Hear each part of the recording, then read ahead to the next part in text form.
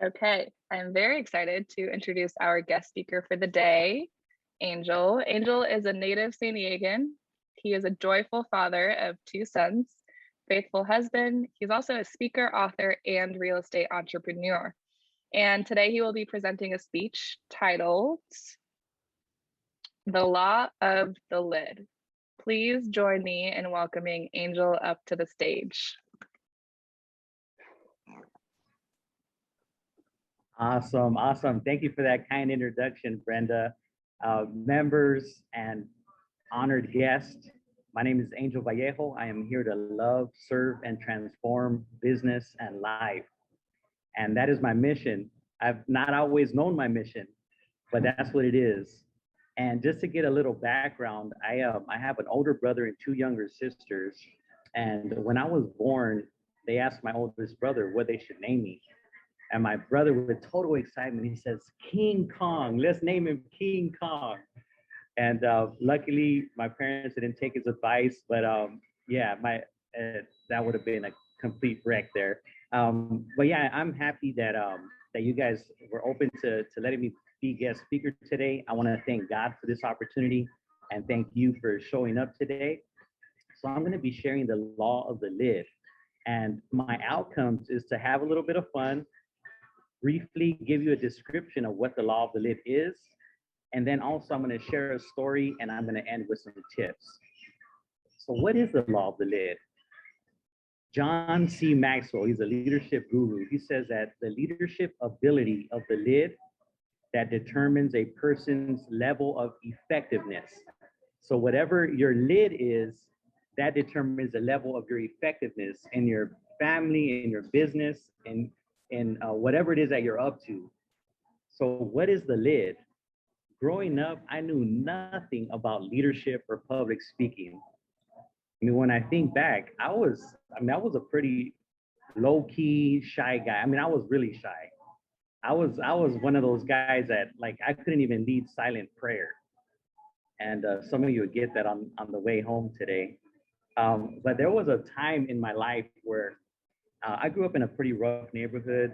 My dad was in and out of prison. And during my high school years, I said something needs to change because my brother was following in my father's footsteps. And I'm like, I need to do something to change this. And it was actually at one of my first jobs where I made my first 100,000 that I started to look into this whole idea of personal development. And you might be thinking $100,000. No, it was 100,000 salutes. It was where I joined the United States Air Force and traveled the world. And it was there where I began to read more books and learn more and grow more. And I knew there was something more than just being just a regular person. And so while I was in the military, I was fired up. I was like, man, there has to be more to life than just what I was brought up to believe. And so I read all this personal development and I wanted to become really wealthy and successful and stuff. So I started seeing this pattern. He's saying that most people in America become wealthy in the area of real estate. So I said, okay, that's what I'm gonna do. When I get out of the military, I'm gonna jump into real estate. So I did just that. I got out and I was ignorant, on fire, and I ruled the real estate wave.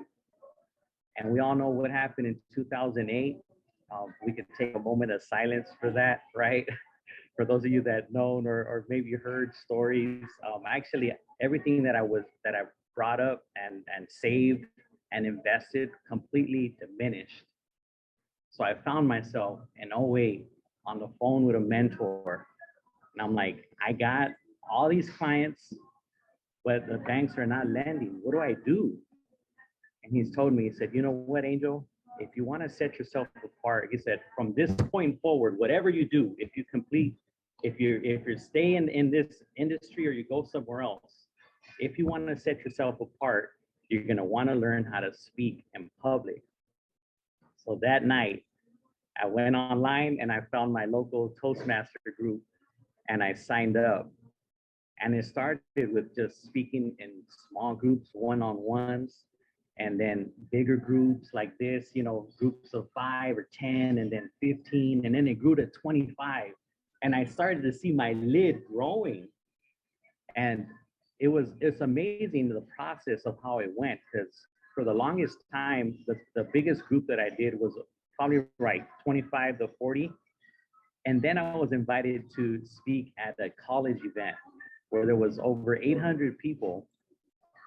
And I did it. I mean, even though I was scared inside and I had all the doubt and everything, I said, you know what, I'm going to go out there and I'm going to do it. And I did it.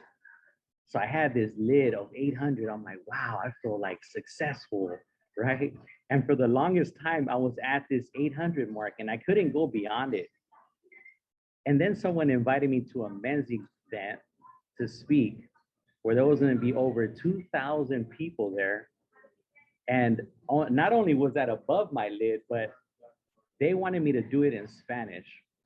And Spanish is my first language, but I don't do public speaking in Spanish. But I said, you know what? I'm going to do it anyway. And I went up there and I delivered. And I thought I did completely like terrible. But afterwards, I had a coach there that kind of coached me through it. So I want you to think about what is your lid? In what areas in leadership and public speaking, where have you been? Do you want to advance more? And in closing, I want to leave you with 3 tips. Each and every one of us has gifts here and talents. Be generous with your gifts and talents. You have just an overflow of it. There's no scarcity there. There's an abundance of your gifts and talents. The more you give, the more you share, the more you have more to share. So number 2 is be open to different outcomes or something different. Because you might be thinking, well, it's going to turn out this way or has to go this process or systematic way. It doesn't always turn out that way, and be open to that. And lastly is someone needs to hear your story, not my story, yours. And you're the only person that can share it. Go out there and share it. Be passionate about it. Because everything rises and falls on leadership. And I'm going to end with this. Be confident that he who began a good work in you is faithful to complete it. Thank you. Back to you.